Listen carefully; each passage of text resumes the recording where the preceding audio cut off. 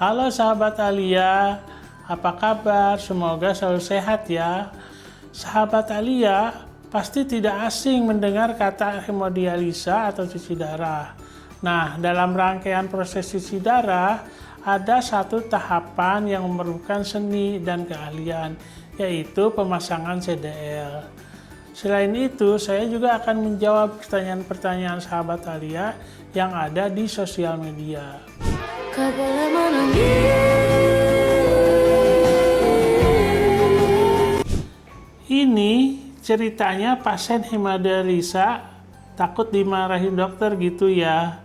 Pas mau cuci darah karena berat badannya naik terus. Nah, pertanyaannya, emang apa hubungannya dok pasien hemodialisa dengan berat badan yang naik? Pada pasien hemodialisis, kenaikan berat badan biasanya bukan karena lemak, tapi karena penumpukan cairan di tubuh di antara jadwal cuci darah. Ginjal yang sudah tidak berfungsi optimal tidak mampu membuang kelebihan cairan dan garam. Jadi cairan akan tertahan dan membuat berat badan naik. Kalau kenaikannya terlalu banyak, itu bisa memberi beban jantung, memicu sesak napas, tekanan darah naik, dan membuat proses hemodialisis jadi lebih berat karena cairan yang harus dikeluarkan lebih banyak. Makanya, dokter dan perawat selalu memantau kenaikan berat badan sebagai indikator apakah asupan cairan pasien sudah terkontrol atau belum. Dok, proses cuci darah itu bagaimana sih? Nah, proses cuci darah atau hemodialisa dilakukan untuk membantu ginjal membersihkan darah dari racun dan kelebihan cairan. Pertama, darah pasien dialirkan melalui akses pembuluh darah yang aman, seperti kateter double lumen, menuju mesin hemodialisa.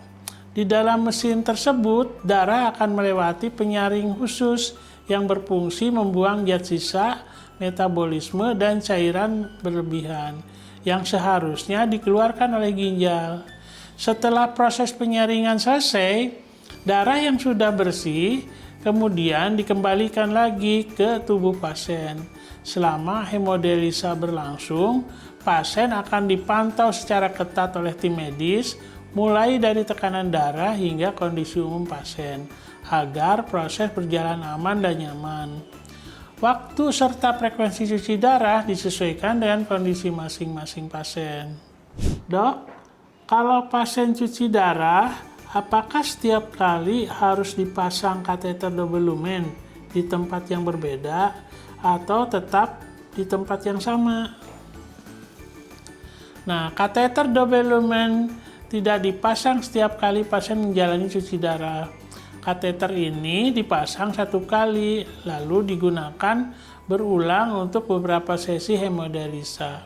Selama kondisinya masih baik dan tidak menimbulkan masalah, pemasangan kateter double lumen dilakukan oleh dokter dengan prosedur khusus dan kondisi yang steril. Sebelum tindakan, pasien akan dievaluasi terlebih dahulu untuk menentukan lokasi pemasangan yang paling aman, biasanya pada pembuluh darah besar di leher atau di dada. Tindakan ini menggunakan anestesi lokal agar pasien tetap nyaman dan dilakukan dengan teknik presisi supaya aliran darah selama cuci darah berjalan lancar. Setelah terpasang, kateter double lumen harus dirawat dengan baik. Area pemasangan perlu dijaga tetap bersih dan kering. Kateter dapat terus digunakan untuk proses hemodialisa berikutnya.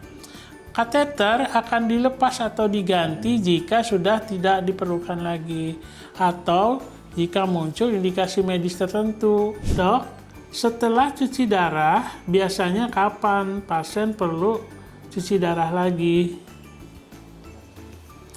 Setelah menjalani cuci darah, memang darah menjadi lebih bersih dari racun dan kelebihan cairan. Namun, karena fungsi ginjal pasien sudah menurun dan tidak bekerja optimal, racun akan kembali menumpuk seiring waktu. Karena itu, cuci darah perlu dilakukan secara rutin dan terjadwal. Pada pasien umumnya, pasien hemodialisa menjalani cuci darah sebanyak 2 kali hingga 3 kali seminggu, tergantung kondisi masing-masing pasien. Jadwal ini ditentukan berdasarkan fungsi ginjal, kondisi klinis, serta respon tubuh pasien terhadap terapi. Di Alia Hospital Depok, layanan hemodialisa kami rancang agar pasien menjalani cuci darah dengan aman, nyaman, dan terpantau dengan baik. Ruang hemodialisa dilengkapi mesin cuci darah modern yang bekerja secara stabil dan rutin dipantau kualitasnya untuk menjaga keamanan pasien. Selain itu, pasien juga didampingi oleh tim medis dan perawat yang berpengalaman dalam menangani hemodialisa, termasuk perawatan akses pembuluh darah seperti kateter double lumen. Selama proses berlangsung, kondisi pasien dipantau secara berkala agar tetap berjalan optimal dan nyaman. Kami juga memperhatikan kenyamanan pasien selama menjalani cuci darah, karena terapi ini bersifat rutin dan jangka panjang.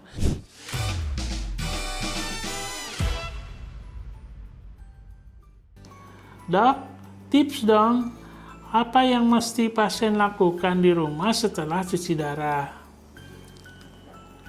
Setelah cuci darah, pasien sebaiknya beristirahat sejenak dan tidak langsung melakukan aktivitas berat. Tubuh biasanya butuh waktu untuk menyesuaikan diri setelah proses penyaringan darah. Selain itu, perhatikan asupan cairan dan makanan sesuai anjuran dokter, terutama membatasi cairan dan garam agar tidak memberatkan tubuh. Jaga juga area akses cuci darah tetap bersih dan kering, serta segera laporkan jika muncul keluhan seperti pusing, lemas berlebihan, atau nyeri di area akses. Perkenalkan, saya Dr. Dede Satya Sukmana, SPPD, konsultan ginjal hipertensi, dokter penyakit dalam, konsultan ginjal hipertensi atau nefrologi di Alia Hospital Depok. Dalam praktek sehari-hari, saya menangani pasien dengan gangguan ginjal, tekanan darah tinggi, serta kondisi medis yang membutuhkan akses pembuluh darah khusus.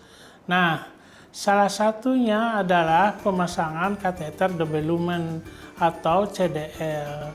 Tidak hanya itu, saya juga harus memastikan fungsi CDL tetap optimal dan meminimalkan risiko komplikasi, sehingga pasien bisa mendapatkan terapi secara efektif dan aman.